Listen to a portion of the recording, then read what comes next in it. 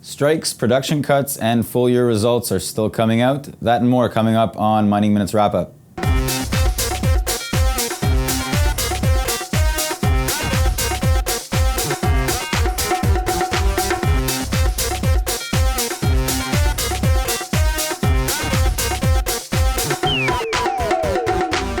And as usual, before we get started, we'll start you off this week with the movers and shakers.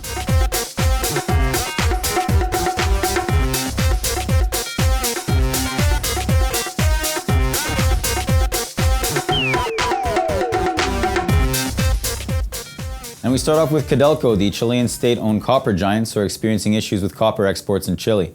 Strikes have plugged up the main ports, which have led Kitco to seek different ports to ship out its copper cathode production. Kitco also dealt with the death of a worker at its Radomiro Tomic mine, leading to a temporary suspension of operations. The mine is part of the company's large focus on boosting production at its mines, with $4.4 billion alone going towards Radomiro Tomic. Kitco is the world's #1 copper producer. Australia's largest gold miner, Newcrest, has trimmed its 2013 gold production guidance. Initially, the company said they wanted to produce between 2.3 and 2.5 million ounces of gold, but will now produce between 2 to 2.15 million ounces instead. The cut comes from the company's need to repair damage at its Lihir mine in Papua New Guinea from overheating. Newcrest said they will be operating at reduced capacity and that repairs should take between 5 to 7 weeks. Centamin posted very strong production results in 2012, producing nearly 263,000 ounces of gold on the year. You'll remember Centamin had a rocky 2012 with Sukari mine in Egypt, with government issues constantly in the news and the problem with fuel supply. Not all is rosy between the gold miner and the Egyptian government, as a rights battle with the two looks to be far from over.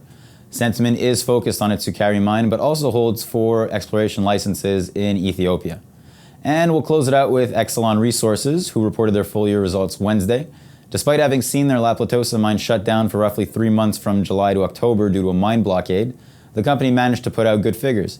Silver equivalent production was 1.55 million ounces, down about 200,000 ounces from the previous year.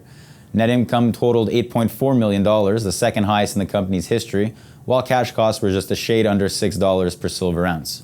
And that'll do it for this week's edition of Mining Minutes Wrap-Up. Daniela will be back next week for regular filming, so everyone can stop panicking. If you have any questions or comments, please don't hesitate to send them to newsfeedback@kitco.com. Enjoy the long weekend. Cheers.